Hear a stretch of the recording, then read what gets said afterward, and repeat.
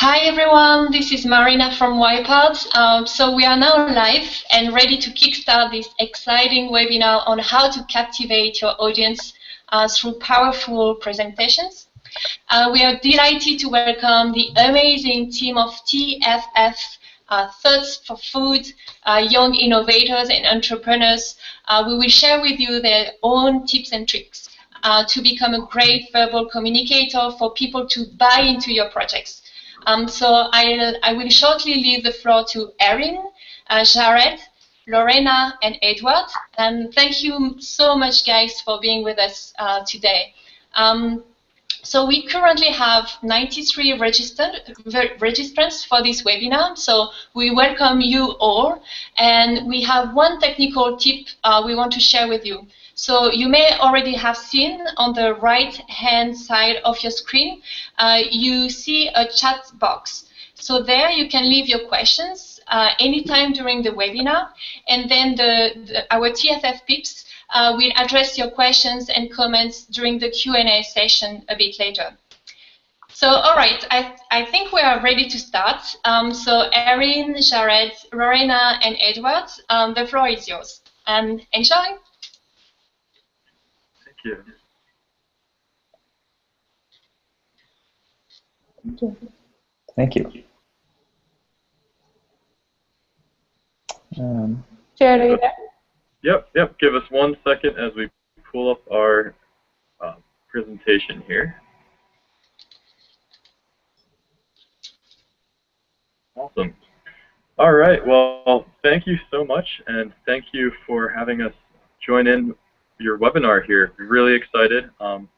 My name is Jared Yarnall, and I am the outreach coordinator with Thought for Food. And just to give you a short introduction about myself, I actually participated in Thought for Food in 2013, where I started a company called Green Towers.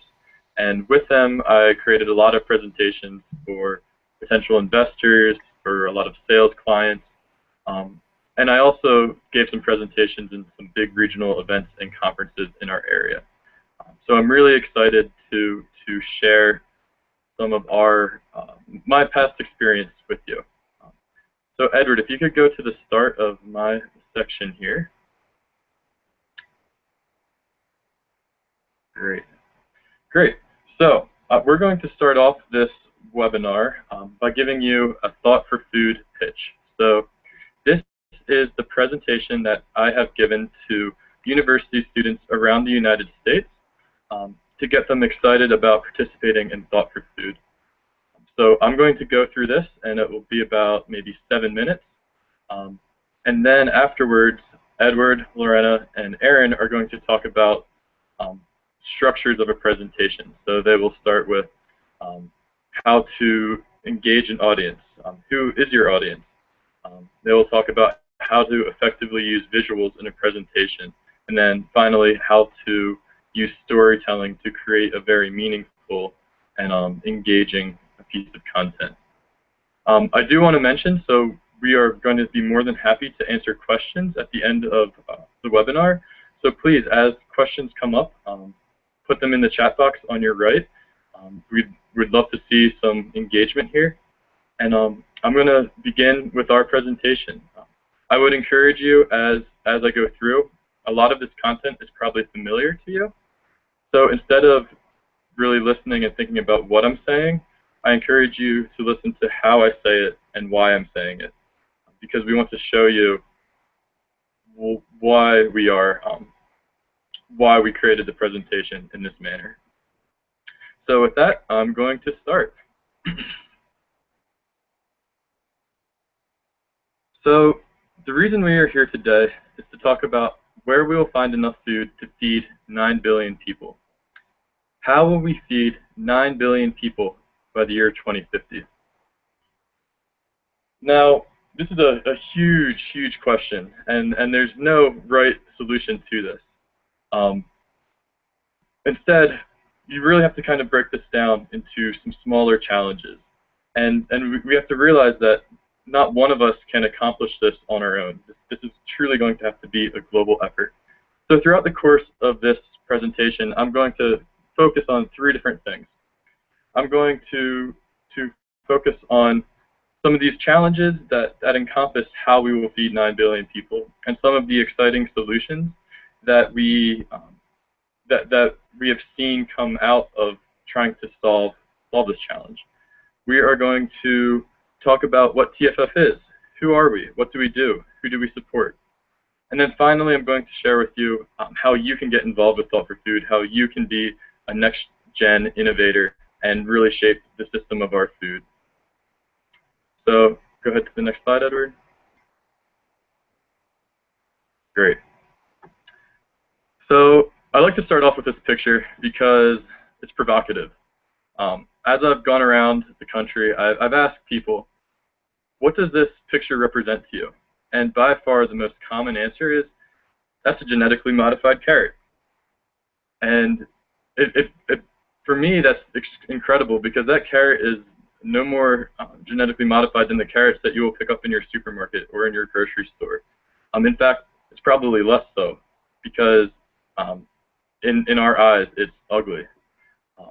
For me, what this picture represents is a big flaw in our food system. This represents a fruit or a vegetable that is thrown away because it looks ugly and it is not good enough to eat. Really, there's no problems with the nutritional content. If anything, it looks like you probably get a little more carrot there. So for me, what this represents is food loss and food waste. And one thing that's important here to know is that 50% of the total food waste that we grow in the world is lost or wasted. That's equivalent to 1/3 of all food produced on this planet. So if you think about it, wow, imagine if we could just regain half of that. We would go a long way in feeding 9 billion people. And I do want to make a big distinction here, because this is where we can start kind of diving into the problems. So food loss typically happens on the farmer's end. Typically that happens in developing countries where you might not have the infrastructure to transport goods. You might not have the ability to refrigerate or preserve food. Food waste, on the other hand, happens in developing countries. And here it happens more on consumer level. So we might take too big of a portion size, or restaurants might throw out food. So here's an incredible opportunity to capture this food that's wasted. And I think it's something that we're going to really see happen over the next few years.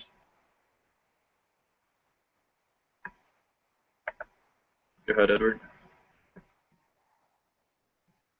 So another exciting area is indoor vertical farming. And you might wonder, why will we have to do this? Well, one of the reasons that this might happen is because we need a landmass the size of Brazil, plus 1/3 of Brazil, to grow enough food to feed 9 billion people. Frankly, we don't really have that land. We can increase agricultural production on existing land, but if we continue deforestation, that's only going to increase climate change and global warming. So we need to come up with some other ideas on where can we find the space to grow food. And actually, with indoor farming, with vertical farming, we're actually seeing that this is almost as efficient and economically viable as traditional agriculture. Of course, you're always going to grow things like grains outside, but imagine growing all the lettuce you need, all the produce you need, directly in the city that you live. It reduces transportation costs. It reduces the greenhouse effect from the fuels being burned, and it's fresher. It will just taste better. So there's a huge opportunity here that we've seen a lot of innovation come from in this space. Go ahead, Edward. And another huge global challenge that we'll be facing is our global meat consumption. So if trends continue to go as they are, we're just not going to have enough meat to feed people. It's a very unsustainable food source, unsustainable protein source, and it uses an insane amount of water. One of the products, food groups that are being put out there to replace beef and pork and other meat consumption are insects. So imagine a world where we, instead of farming cows or cattle and thousands of acres, we're able to grow crickets in an extremely small, like 1 acre footprint.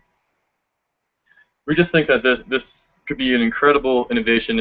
Insects are already eaten around most of the world, but how can we transform insects into something that people want to eat? How can we transform them into goods that are seen as maybe more so normal? And we're really excited about some of the things that are happening there. So go ahead, Edward. So this is where Thought for Food comes in. Thought for Food's mission is to engage university students from around the world and enable them to help feed 9 billion people by the year 2050. Now, we realize that's a huge question to ask, and that's why we break down into these kind of different subcategories. And one of the reasons why we focus on university students and why we really want to engage our next generation of innovators is because that 50% of the world's population is under 30 years old. We are going to be the change that impacts our global food system. It's going to be up to us. And frankly, we think that with millennials' skills and ability in technology, we're going to be the ones that are able to come up with some of the next big breakthrough ideas. We think that in the near future, there's going to be a huge breakthrough similar to Uber or Airbnb that just completely revolutionizes the food industry. Go ahead, Edward.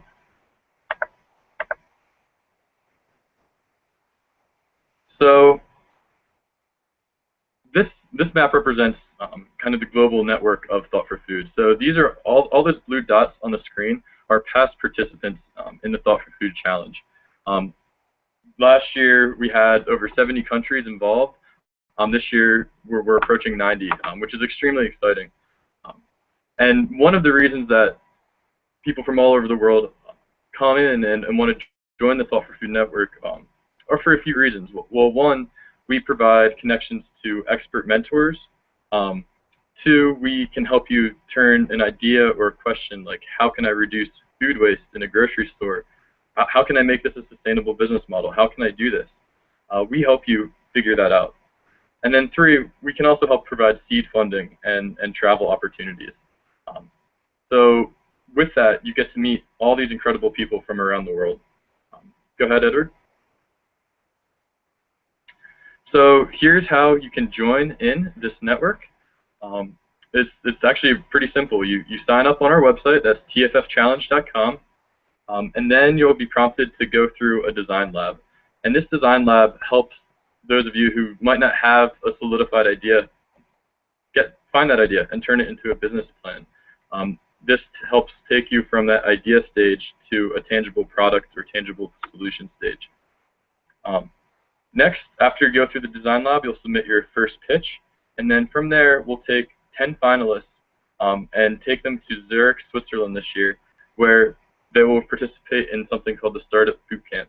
And this helps them figure out their finances, helps them refine their pitch, and really helps get them up to speed and ready for the summit. Where at the summit, they will give a pitch in front of industry investors, will give their presentation to executives from global agribusinesses, and different government representatives will be there as well. And the winner of the pitch will be eligible to win up to $15,000 US. So it's really an incredible platform to launch your venture. All four of us actually participated in Thought for Food at one time, and I think all four of us can say that it completely changed the course of our life. Go ahead, Edward. So this is last year's winner, Team Innovision from Bangladesh. They won a $10,000 grand prize, and we're extremely excited just to say that they've continued on with their invention. And what they have actually done is they created a small, portable, and affordable refrigeration unit for smallholder farmers in Bangladesh. And we're extremely excited to see them as they continue to grow. Go ahead to the last one. So our goal is we want to see one of you up on that stage next year. Any one of you is capable of doing that. Any one of you is capable of helping us feed 9 billion people by the year 2050. So again, I realize that this is a huge, huge challenge, but I encourage you to really think about some challenges that are applicable to your own life. What are things that you want to see change? I encourage you to work through the Thought for Food design process to help turn that into a tangible reality, and I encourage you to become a part of the Thought for Food network. So, all right, that's the end of the presentation, the Thought for Food presentation. We're going to switch back into webinar mode. So take a second and just try to mentally shift back into webinar mode. And now Edward is going to start talking about engaging your audience and figuring out who your audience is. Because really, when you create a presentation, that's one of the most important things to think about and to realize. Again, as we continue talking through all this, please send in any questions that you may have, because we'll answer them at the end of the webinar. Great. Thanks, Jared.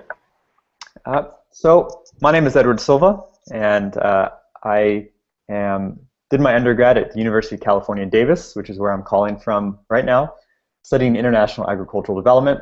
I participated in Thought for Food in 2013 and helped co-found a team called Henlight, which ended up winning the first place prize and is now a company that Lorena, myself, and some other colleagues run today. Henlight develops solar-powered lighting systems to help increase egg production for small-scale poultry farmers. What I'm going to talk about today is to walk you through what it's like to deal with the audience. And I think everyone can see my slides real quick, and great. So, like I mentioned, my name's Edward Silva, 25 years old. I grew up on a farm in California, and one of the cool things I've done in my life is I've actually been able to ride an elephant. I rode an elephant in India. I also enjoy developing HVAC systems, or VRF systems, for these kind of BMS systems in large commercial buildings. And what I'm really trying to tell you is that not all information belongs in the slide, and you end up losing the audience. So my name, that's pretty relevant, but I've already mentioned that. My age is somewhat relevant. Growing up in California is kind of interesting, but really growing up on a farm may be credible with this crowd. Riding an elephant in India is kind of charming, maybe, but pretty irrelevant to this. And the fact that I work on HVAC systems and VRFs is actually a lie, but not only that, it's jargon. Who knows what those things are unless you're in this space? And if you've ever seen a pitch, you know, a lot of times this happens where people don't go through the process of figuring out what is relevant to their audience, and it's the best way to lose your audience. So my goal in the next couple slides is really to get you to think about these two words, being intentionally relevant, and that every word that's spoken, every word that's put on the slide, or word that is not put on the slide, is intentionally relevant to what the audience wants, and the goal of keeping them engaged and keeping them focused. So we figured out how to not lose the audience, but how do you actually prepare for them? One of the main things, at least for me, when thinking about my audience and thinking about presenting, is this idea of fear, right? You've heard this quotation that above death, public speaking is one of the #1 fears people have, and I think a lot of this comes from the audience. Mainly, not that the audience themselves are scary, but there's just a ton of unknowns, right? And we derive this immediate fear based on what the audience we think they'll say, what they'll think, what they'll do, if they'll get up and leave, if they'll throw stuff at us, if they'll talk trash about us on social media, right? All these sorts of things. And so one of the ways I've learned over the years in trying to sort of calm that fear is to do what I call, oh, excuse me. Can you still see my, okay. Is to do what I call an audience archetype. Sorry about that. Let me get back to my slide.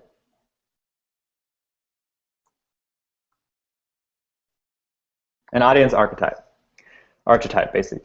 And the idea here is that you basically go through and ask the questions about what makes up your actual audience. And so, who are they? What is their age? Why are they there? Gender, religion, nationality. And being able to actually get out a piece of paper and sort of ask these questions to yourself and fill out the bullet points gives you much more insight and allows you to kind of paint the picture of who your audience is. And that way, when you're going through your PowerPoint or your presentation, you can continue to refer back to this. Now, if you want to get really intricate in this space, you begin to think about, well, if all these things above are true, what kind of humor are they into? Can it be a little more risky? Can I push the limits a little bit, or is it much more conservative?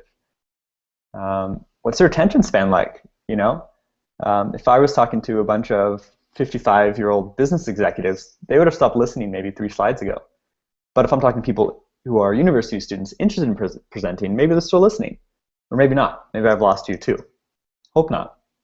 But all these things begin to build a sort of audience archetype, and it's sort of, in my opinion, the number one step before putting together any presentation. And ultimately, it removes fear.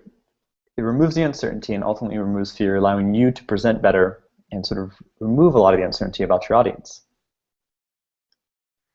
So great. So we figured out how not to lose the audience. We figured out how to prepare for them. And now we have them there. How do we actually engage these folks? So a couple different ways. But I imagine a lot of you have seen, and it's been the case so far, although with the chat box it maybe hasn't, but a lot of presentations are one-directional. I have information, I deliver it to you. You either take it or leave it, but it's one-directional. And really the goal is to make it both ways. Webinars are great because we can chat on the side, we can do polls, we can do a bunch of stuff. Live presentations are a little bit more difficult to do that. But with things like polls, questions, rhetorical questions to the group,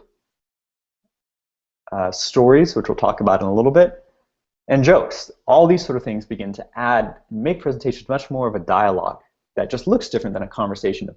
Instead of 2 people sitting at a coffee shop, it's a bunch of people sitting in a room and maybe 1 person on stage, or a bunch of people sitting in their own houses and a couple people on screen. But nonetheless, moving this away from presentation into conversation-ish is really the goal. And these are a couple of great ways to do that. An interesting thing is that presentations are going to change, and they're going to continue to change, because there's also a third avenue called social media. And if you've been to a conference, or you've been to anything, you see this third element that's beginning to play. Things like Twitter or Facebook are beginning to have an impact on the way people actually engage with their audience. And you can see I tried to use a joke there, and I can't hear if you guys are laughing, but it was an attempt. And it's another way to try to engage people on different levels and hopefully remember something about your slides. The final point I want to make about audience members is how to capture them. We didn't lose them. We prepared for them. Somewhat engaged them. They're still here. So how do we actually capture them so that this is something that's meaningful and impactful to what they do? And that can happen in a couple ways. One way immediately it can happen is through volume fluctuations. You can emphasize very clearly the different things you're trying to say and not say. Pauses can be really effective in getting people to focus. If you've ever seen a speech by President Obama, pauses are his game. I mean, he is able to work pauses so well that people are sort of left in suspense, and that's important. To show thinking. I think one thing it took me a long time to understand, and I'm still trying to get better at it, but I've seen really good speakers are ones who can show that they're actually thinking on stage, and it's not just regurgitated information, but they are taking in questions, they're taking in what they're saying, and it just becomes much more thoughtful. The good thing is if you're panicking and you actually forget what you're about to say, you can turn it into a thinking moment and just sort of, stand and think, and the next thing you say is going to have double the impact, if not more, to what people think and what they perceive. Deliberate, well-timed emotion. Thinking things of, I use my hands a lot when I speak. If you haven't noticed, I've tried to keep them out of the screen, but it's not always easy. But thinking about, how do you time emotion so you can change your voice and you can really hit impact, or you can do things like, stomp your feet or whatever. Those are a bunch of different ways to actually get the audience engaged. Well-timed, deliberate emotion. It takes time to build those up, but it's something that I think can be very powerful if you're trying to present information that is otherwise not super exciting or very complicated. And again, going back to that idea, of intention, being intentionally relevant and having intention in everything you do and say in a presentation keeps people around much longer, and at least keeps them remembering what you've said. So with that, I'm going to go ahead and turn it over to my colleague, Erin. Thank you.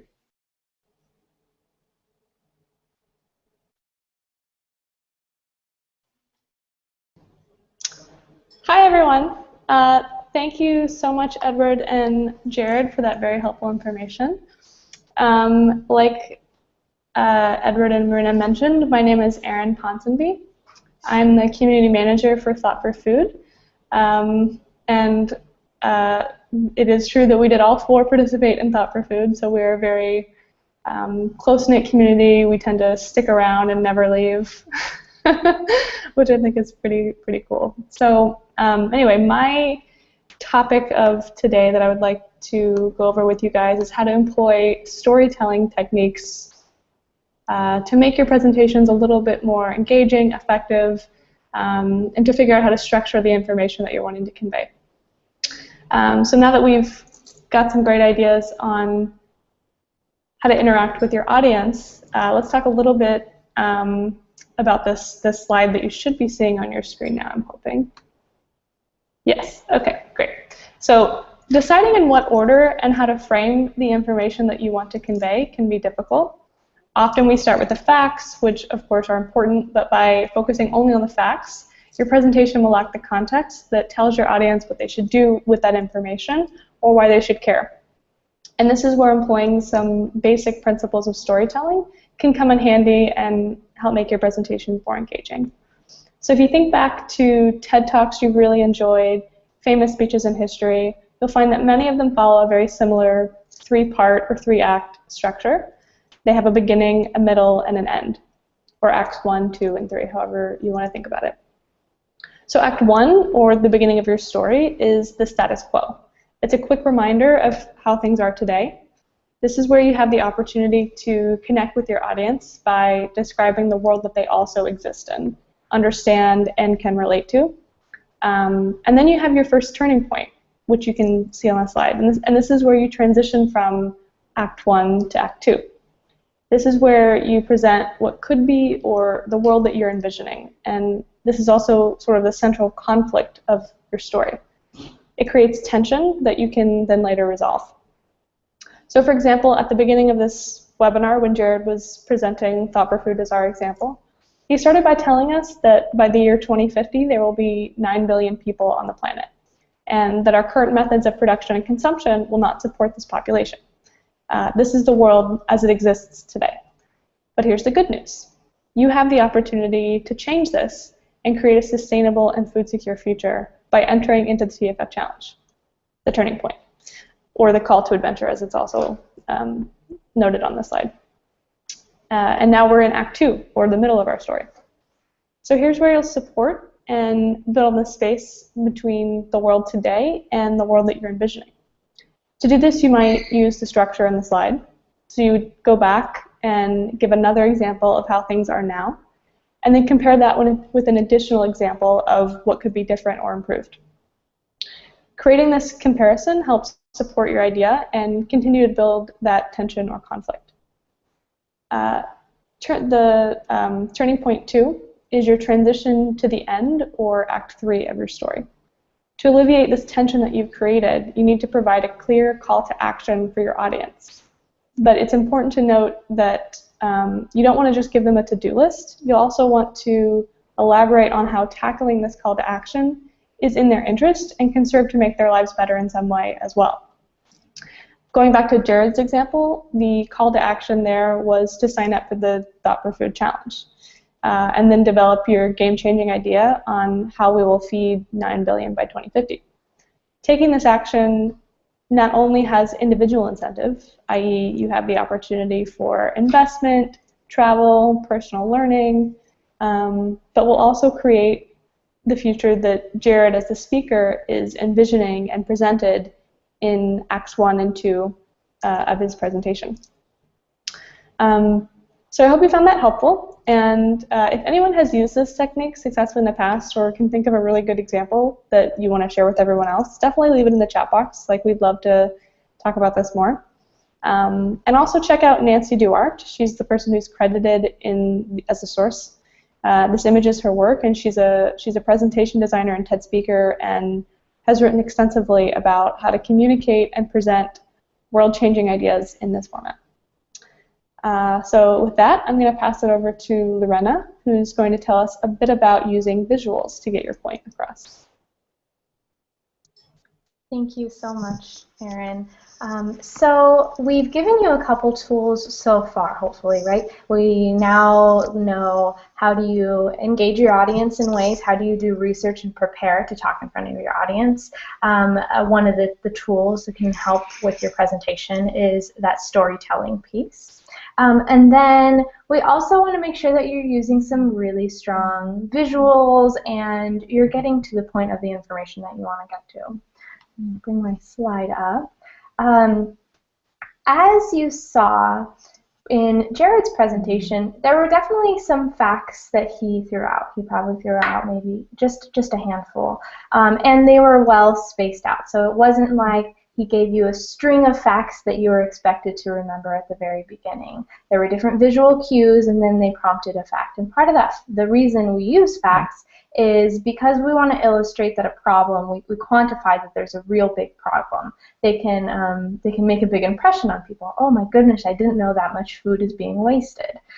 Something along those lines. So although facts are good and they're a fantastic way to, like I said, illustrate your problem, we don't want to rely on facts or get buried in a long string of numbers. It makes us feel it can be very confusing, and it gives your audience member too many things to try to remember and make sense of.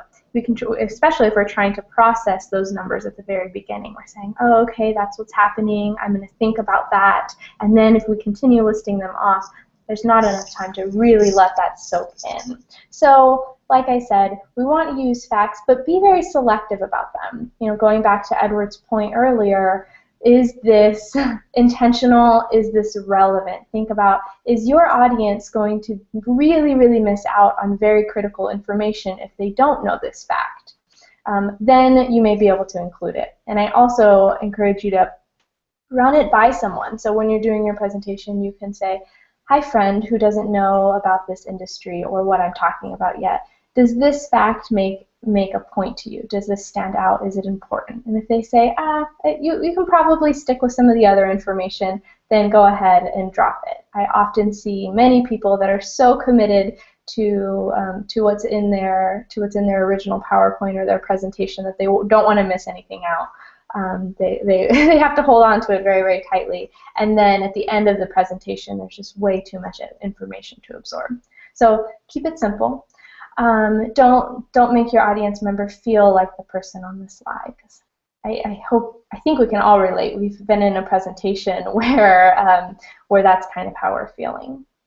Same with text. The goal of a slide for a speaker, for a presenter, is not to have so much text that the audience sees every single thing you're saying. So it doesn't need to be a script. It doesn't need to have full sentences. They can be very concise and to the point. I think we've all been in front of a presentation or a PowerPoint where the whole PowerPoint is just so many words, and I think I can't even breathe looking at this. I don't want to read this. I'm already disengaged. You've already lost me because you have so much text on your slide. And we don't want that to happen, which is why we use visuals and storytelling and some of the techniques in using body language and changing how you're presenting, the tone, things like that, so that we don't have to rely on that text. So use straight bullet points. You want to get, you don't have to use bullet points, but you don't have to use full, concise sentences when you're doing that presentation. Okay? So be really intentional. Think about what is the goal, make sure that's relevant, and keep that agenda happening. So let's see. One of the mistakes I made early on when I first started learning how to present was that I had a really interesting story to kind of how I came about this one realization. And I felt like I had to tell that whole entire story. But really, it wasn't all relevant. And I learned, people would say after my presentation, they'd say, that was a really great story. I enjoyed learning about it, but it wasn't directly related to what you were talking about. I thought you were going to start talking about something completely different because of where your story led. And so I realized that even though that was a really interesting part of my story and it meant a lot to me, I needed to start cutting that out because it was confusing people. Okay? So be really concise. Our ideas are not linear, right? We all have these very interesting stories, and they kind of spiral and they look like weaves and a little bit like what's on the slide, but our presentations do need to be linear and they do need to be clear and concise. And then one of the fantastic things about visuals, which I enjoy so much, is that they help us evoke emotions and feelings. So earlier on, I think in Jared's presentation, there is the picture we have of Innovision, where they're winning that award. And it's something that hopefully you felt happy for them, right? You can see all of the emotion that they have. You can relate to them, and it's very, very exciting. You can tell it's an exciting time, and sometimes we want to be part of that. So we want those visuals to help us evoke emotion, and that's really helpful. Don't feel. I think another big thing that I see people do is they feel like their images have to be of the highest quality, that they have to be perfect. I'd rather have you go in and try to find some high-res images or graphics, like a chart or something like that, that you can go ahead and use and repurpose for your use, than having you feel like you have to explain everything that's happening in that image or through a story. So when I first earlier on, I had to give my first presentation in my second language, and I was very, very nervous, as you would imagine. I knew how to speak the language perfectly fine, but it was a different industry, it was a different audience, and I was worried that I would stumble over some of my vocabulary. And so one of the things that I did was I used a lot of visuals in that presentation, because I knew, well, if I get really nervous and I forget what it was that I forget that one word, right? And I don't want to stumble. I at least had the visuals to help guide me along and guide my audience along. So they related so much more with the visuals than some of the details in the language that I was using. So that was very helpful for me. And you can continue doing that. So we want you to use your platform to your advantage, right? You're being invited. Hopefully you get to do a fantastic presentation. You get to share your story. Hopefully it's something that you're passionate or excited about. And you don't want that to be lost because of lots and lots of text in a slide, or for example. And so I can go ahead and I could stand in front of, I could be here with all of you, and I could say, Thought for Food is, we work to empower students all over the world, and we like to have fun. We're a very fun group as well. So we like to empower people and we like to have fun. And you could say, okay, maybe that's true. Or what I can do is I can show you with an image that we empower people and we like to have fun. So in this image you can see it's from last year's Thought for Food Summit. That's Team Innovision. They are absolutely rocking it. You can tell that they feel empowered. They look pretty confident, and everybody in the audience is having fun.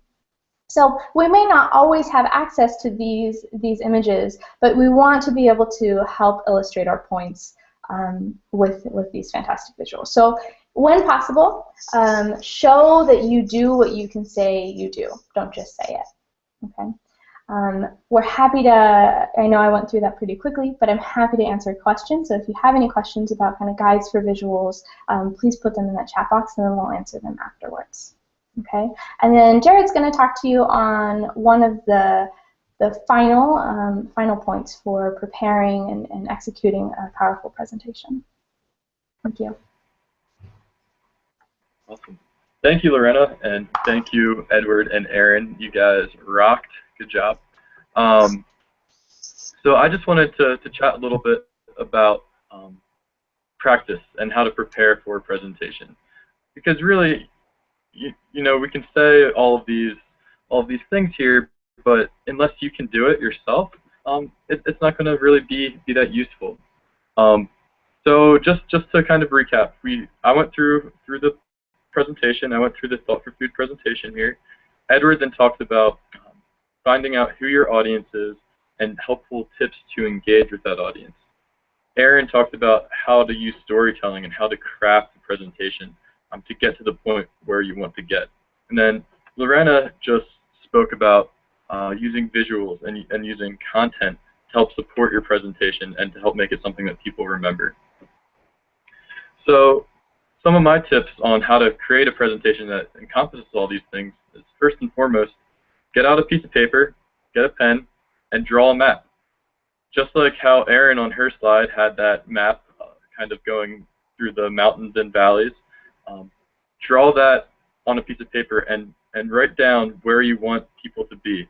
Where do you want people to be excited about? What do you want them to get excited about? And then on the bottom, where are people now? Because your goal is to take them up that mountain. And you have to start and meet them at the bottom, but then you want to go with them all the way up to the top. Some other helpful hints and tricks are just, you are the expert. You're the one who created this presentation. You're the one who knows this content. No one else knows what you're going to say. You could completely forget everything, but the audience doesn't know that. The audience has no idea. They just think you're doing what you're supposed to be doing. And another thing to help get even more comfortable practicing and presenting, I would suggest practicing in front of a mirror. Get a mirror and actually talk to it. Talk to yourself. It really helps you see what your face looks like, what you sound like. It makes you think. Record yourself. That way you can play it back over again. And then finally, practice in front of others. And when you practice in front of others, it's important to listen for good feedback, for critical feedback. The content is something that you can easily change. Instead, I would ask for people that you're presenting to practice. Listen to things such as ums and ahs and maybe some other things that you use to fill space. Ask them to look at your body language. How are you standing still? Are you rocking back and forth? Are you using your hands appropriately? I think those are the type of things that you need someone else to look for you, and will help you just ultimately become a better presenter. So I think those are all my hints and tips and tricks. If anyone else on the team has any that they want to share, please send them over. But if not, we're going to open it up for questions. So I think a lot of questions came through, so I'm excited to start answering those. Marina, do you want to help facilitate this, or is Erin going to do that? Yeah, what we were going to do is I was going to go through and just read the questions in the order we received them, and then we'll answer them. Marina, I don't know, maybe you can help me with this, but I was actually trying to scroll back to the top in our chat box, and I'm not able to. I know that there was a question at the beginning. Yeah, that's surprising. The first question, though, was from Ivana on what do you do if the audience is a very multi-stakeholder audience? The first, sorry, can you say that again? Edward specifically said, okay, you need to know your audience and to focus on, their own profile and interests and so on. And Ivana was saying, but what if you have in this audience researchers and policymakers and people from the private sector, etc. But the audience is very heterogeneous. Excellent. Okay, yeah, I think that was the only question that I can't see. So if we missed, I would think so as well. Yeah.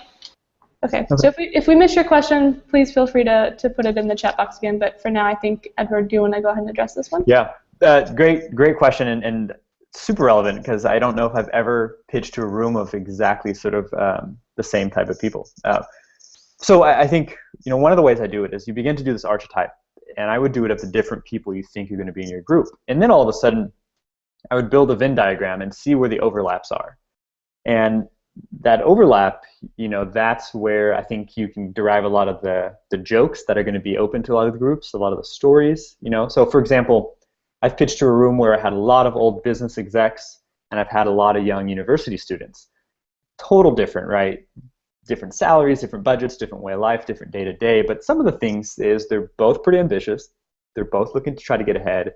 They're both interested in life hacks and different ways to improve, and they both know what it's like to struggle, or at least they like to claim they have. And so building on some of those, because it could also be personality type. It's not just the concrete things like gender or age of person. It could be more kind of holistic views. And so I would build a Venn diagram of the different people you have in your audience, or at least the most important ones that you're trying to convey your message to, see where those overlaps are, and that's kind of the sweet spot for your jokes, your stories, and your pitch and angle. But great question.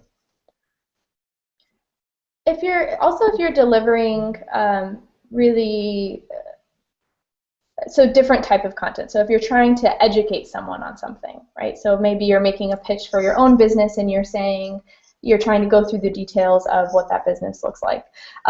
This is a little bit more advanced, but one of the things you can do is think about who's in the room, like Edward said. Is it someone who's a really big thinker, right? So are they trying to be leaders? Are they thinking about the future? And then maybe what you start with is talking about the big problem that you're solving, right? So you go big, and then you can nail down into the nitty-gritty. Where if I was talking to researchers who are very detail-oriented, those facts really matter, stereotypically saying, I might talk about those facts first and then say, so these are the facts, this is what's true, this is why that matters. So kind of flipping the order of where you go big picture to small versus small to big picture. Great. Awesome. Thank you both. That was very helpful. So the next question I saw was from Ivana, and she was asking, what is the critical limit between enough and too many visuals? I think that's probably a question for Lorena. Yeah, so my sense with that is I haven't seen someone actually have too many visuals. So I have seen someone have multiple different images on one slide. We don't want to have that happening, right? That just gets confusing, and that speaks back to messy. So I would definitely limit it on one slide, maybe 1-2 visuals max. I have seen presentations where someone, because we don't want you to memorize what's happening in your script, right? We don't want you to memorize what's on each slide. And what this person did is they only had pictures, and then they just talked through. It was a guide. So I've seen lots of people do very little, if any, text and have those visuals to then share what it is, what they're saying. Enough visuals, so that's speaking on the too many visual sides, but enough visuals, I would say, if you're using full sentences, if you look at that slide and you think, if I was sitting in the audience, would I want to read that? Right? Because it's often not fair to make your audience listen to everything you're saying, try to read everything that's on your slide, and then try to make notes. So if you're feeling like that's a lot of text, I wouldn't want to read it myself, then start moving into visual land, or try to find a way to bullet point that. I hope that answers your question. And to elaborate on that, because it made me think of something. I think the critical limit is if you're so part of the thing that we're trying to accomplish here, right, is not having too much text, because the audience will get lost in that, like Lorena is saying. And I think your slide can be self-defeating in the same way if you're using too many visuals. I'm thinking specifically of once I worked for an organization and we had a presentation that had a slide that had hundreds of company logos on it. It was the purpose of the slide was we were trying to tell the people we were presenting to that we had lots of partners, and we were not accomplishing that because the slide having that many images, you lose the message that you're trying to deliver. So I think it's not so much that there's a magic number. It's just look at your slide and think, if I'm a person sitting in the audience, is the message that I'm wanting to convey getting across with these images that I'm using? So that's my 2 cents. So the next question we had was from Zrinka, and she was asking, what is the opinion on Prezi? Is it too much of a distraction with the visuals? Does anybody feel particularly strongly about this that they want to answer? I can answer that one. So I have used both PowerPoints and Prezi presentations in the past, and I think a lot of times it depends on your audience. So when I have given a Prezi presentation to an older audience, the motion actually caused some of them to get nauseous and to feel sick. I think for younger people, we're used to more visuals on screens. We're used to that kind of motion. But you definitely don't want to do something that will cause your audience to not feel well and to yeah, just to not pay attention to your presentation. Edward or Lorena, do you have anything you wanted to add there, or? Okay. Yeah, I think in 10 seconds, intentionally relevant. And when you add Prezi in, all of a sudden the motion you do needs to be relevant too. And so if it is relevant and you're trying to show a big system and how it works, then Prezi is great for that. Trying to do a normal slide and put it into Prezi, is the movement relevant and intentional? And if not, you're going to lose people. They're going to be distracted. It's a great tool if used well. Yeah, I think that's a good point. Like Edward just said, it is a great tool, but it can also be kind of a disaster if it gets a little too over-enthusiastic with the movement. So the last question I saw on the topic of this presentation was from Mohammed, and he was asking, Marin answered this already a little bit, but he was asking if there was a website to find pictures for presentations. Flickr, I think, is a great suggestion, but I was also just going to add to that if you just Google free stock photos, there are tons and tons and tons of websites that collect all kinds of stock photos. A lot of them are under Creative Commons license, so as long as you just make sure that you're pulling them from a site that's either specifically for stock photos or tells you what kind of an attribution you need to give in return for using it, I think that's probably your best bet. Does anybody have anything else?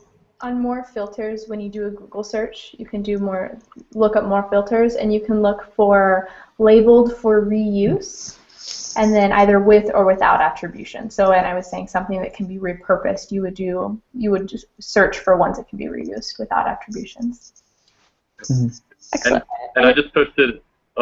I just posted a link to a good free stock photo site. So everything on this site can help provide free stock photos. So.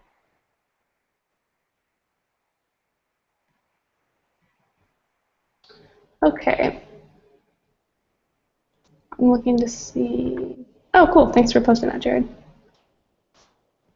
So I'm seeing that there's a lot of questions that are coming in that are specifically on the topic of the TFF challenge and your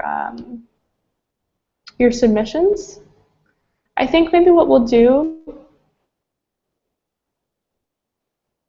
tell me what you guys think about this, but just to stay on topic, I think I might go ahead and email you guys out the answers to these questions rather than shifting the focus of the presentation to that, if you guys don't mind. Because these three questions around prototypes, badges, and last year's presentations. There's a lot of information that I'd like to make sure that we have time to really talk about and that you get everything that you need. So I think it would be best if we email that to you.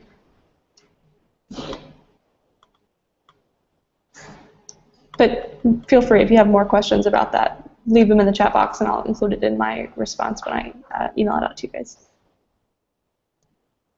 Does anybody else have any lingering questions?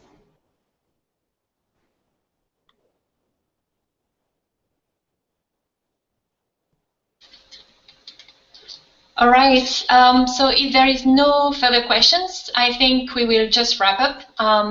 Thank you so much, Erin, Jared, Lorena, and Edward, for this very insightful and very informative webinar.